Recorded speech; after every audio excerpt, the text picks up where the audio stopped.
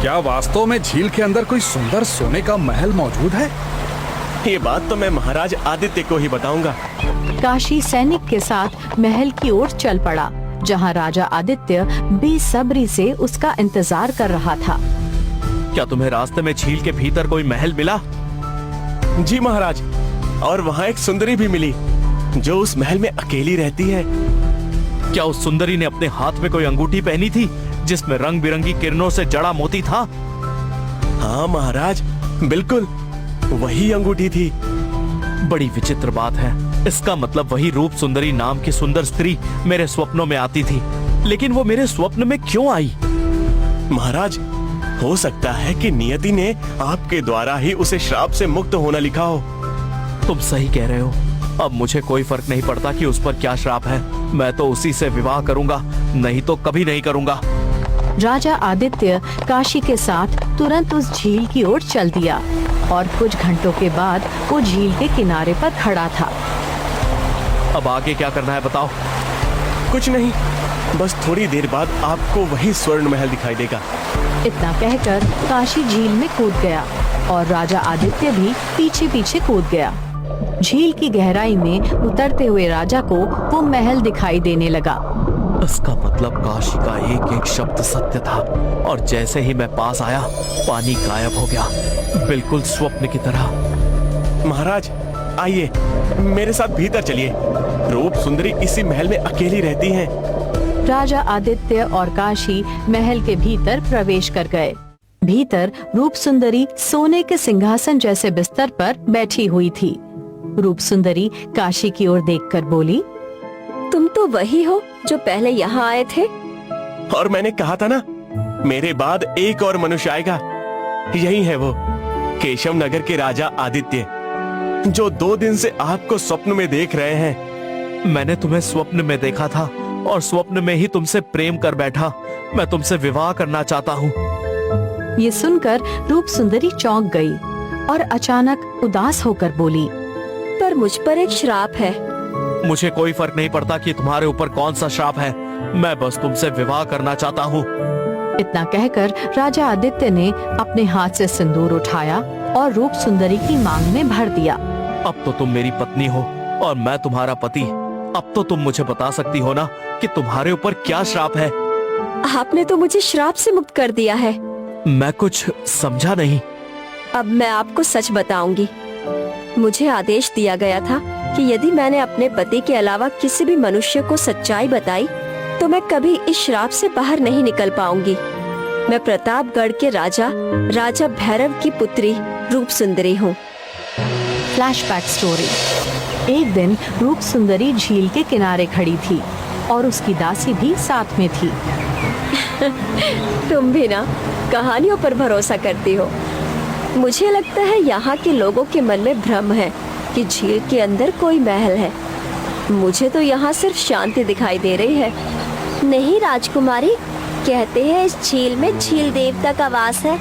वही प्रतापगढ़ की रक्षा करते हैं। उनके लिए ही इस झील के भीतर एक सोने का महल बना है। रूप सुंदरी की नजर झील के किनारे तैरती हुई एक सुंदर बत्तख पर पड़ी। ये बत्तख तो बहुत सुंदर लग रही है, क्यों ना मैं इसका शिकार कर लूं? राजकुमारी, झील के किनारे शिकार करना मना है। मुझे पहली बार किसी जानवर का शिकार करने का मन कर रहा है। रूप सुंदरी ने तीर चला दिया और बत्तख घायल होकर झील में डूबने लगी। मैंने पहली बार किसी जानवर को मारा है और वो भी पानी में डूब रहा है।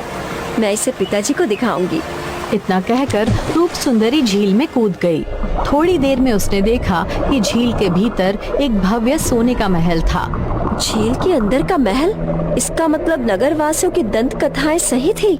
वो महल के अंदर चली गई, जहाँ पानी का कोई असर नहीं था। तभी किसी के करहाने की आवाज उसके कानों में गूंजने लगी। ये आवाज कैसी है? कौन है यहाँ? वो दौड़ती हुई एक कक्ष में पहुँची, जहाँ एक सुंदर पुरुष घायल अवस्था में बैठा हुआ था।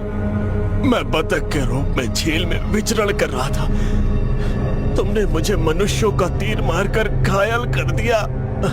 अब मैं अधिक देर तक अपने असली रूप में नहीं रह पाऊंगा। मैं तुम्हें श्राप देता हूँ।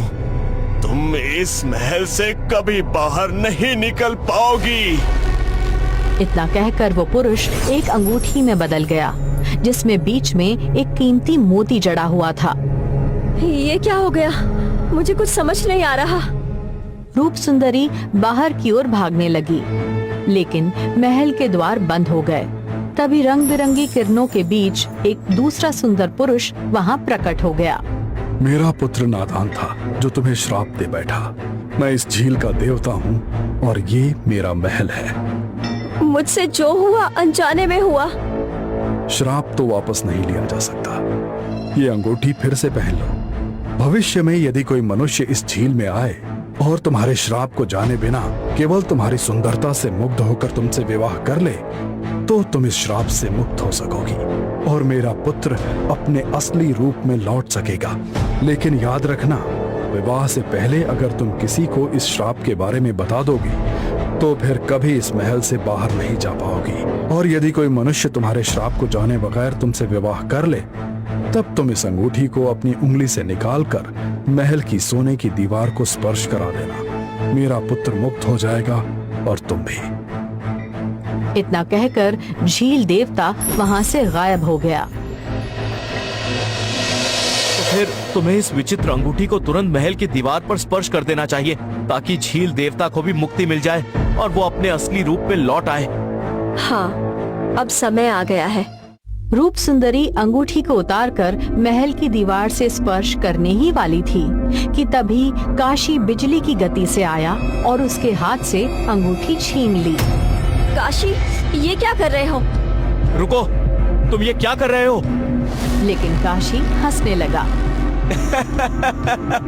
मूर्ख राजा, इसी अंगूठी को पाने के लिए ही तो मैंने ये पूरा खेल रचा था। क्या मतलब है तुम्हारा? मेरा नाम काशी नहीं है और ना ही मैं कोई साधारण युवक हूँ। मैं प्रतापगढ़ का प्रसिद्ध जादूगर काल भैरव हूँ। मैं सदियों से इस झील की देवता के पुत्र की बलि चाहता था, लेकिन उसे कभी पकड़ नहीं सका। जब मैंने देखा कि रूप सुंदरी ने उसे घायल किया और वो खुद श्रापवश अंगूठी बन गया, तभी मुझे अवसर दिखा। मैं जानता था ये अंगूठी ही उसकी आत्मा है। मैंने काशी का रूप लिया। पहले रामवीर को मूर्ख बनाया, मिठाई खराब की, लोहार पर हमला करवाया। मुझे पता था कि वो मुझे राजा के पास जरूर ले जाएंगे।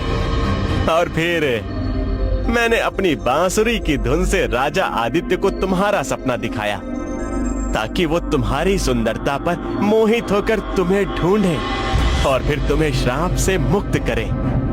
राजा स्तब्ध खड़ा था, पर तभी जादूगर एक और रूप में परिवर्तित हो गया। अब मैं इस अंगूठी को अपनी गुफा में ले जाकर इसे जीवित देवपुत्र में बदल दूंगा और उसकी बलि लेकर अमर हो जाऊंगा। परंतु तभी महल के बीचों बीच तेज प्रकाश प्रकट हुआ। ठहर जा दुष्ट, अब तो नहीं बचेगा। कौन है? मुझे देखकर नहीं पहचाना? मैं हूँ इस झील का देवता, इस महल का रक्षक और उस पुत्र का पिता, जिसकी आत्मा को तू कैद करना चाहता है। तो तू भी बाहर आ ही गया, लेकिन अब बहुत देर हो चुकी है। एक बात तू भूल गया काल भैरव। तुझे मालूम था कि इस झील के भीतर एक महल है, पर तू ये नहीं जानता कि ये महल दूसरे संसार में है। क्या मतलब है तुम्हारा? मूर्ख, जल के भीतर अक्सर दूसरे संसारों के अदृश्य द्वार होते हैं।